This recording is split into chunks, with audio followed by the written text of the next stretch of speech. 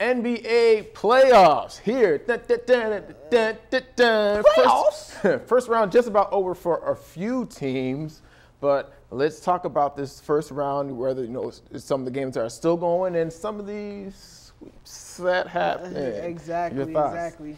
We are the North should be we are defeated because I am totally surprised that Toronto got swept by the Washington Wizards in the first round, and not only swept, but old man River, Paul Phirst, the truth, talking trash to him as they was being swept, said they didn't have it, and they wasn't afraid of it.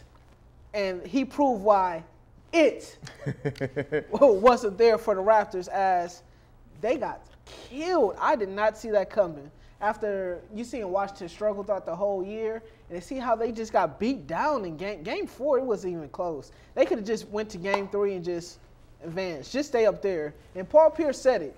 He didn't want to go through customs anymore. So, Paul Phirst let it go.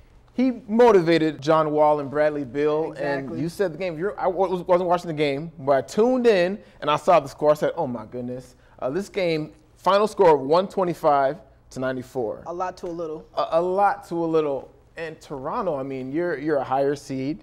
Mm-hmm. They were the 4 seed facing the 5 seed, and the Wizards came to play. So the Wizards, another team we said, can they compete with the number 1 seed like the Atlanta Hawks? We want to see how they do in the playoffs. Mm-hmm. Not to mention their series now tied at 2 after Brooklyn took a couple. So yeah, Deron Williams had a Deron Williams sighting, period. Yeah, for real, a hot tub time machine moment. He spin back the clock a little bit, pouring in over 30 points, knocking down 7 threes yesterday. I mean, he was escalante yesterday. En fuego. Exactly. But again, this number 1 seed in the Hawks. We said it. It was great. You have a good season. Coach Budenholzer, Coach of the Year. Exactly. But what happens when the playoffs get here? The Wizards has turned it up. And obviously, your number 2 seed and the Cleveland Cavaliers sweep the Celtics, but things could be a little better in Cleveland. Yeah, Kevin Love is out, dislocated shoulder, hurt shoulder, but the Celtics was like, if we're going to lose, we're going to have to take some of y'all out with us. Even though J.R. Smith did take out Jay Crowder with the backhand smack, though.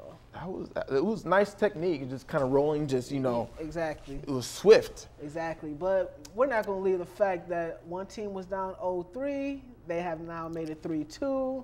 They're heading back to Milwaukee.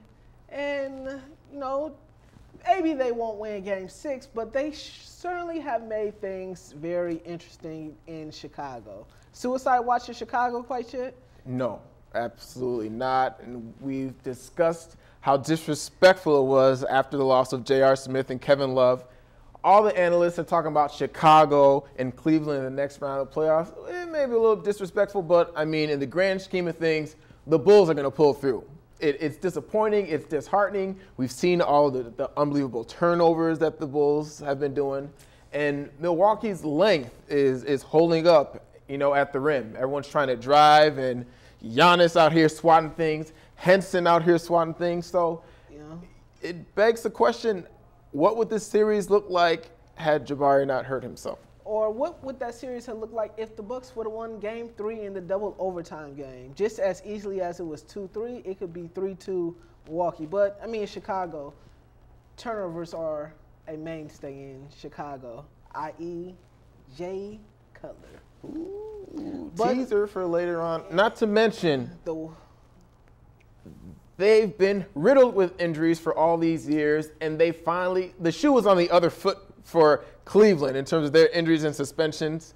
And if they let this series drag out, it could end up biting them in the butt. You could have LeBron James on the ropes in a Game 6, Game 7 situation, but you've taken so long to finish the Bucks that Kevin Love comes back, and that's what they need to put him over the top. So. Yeah.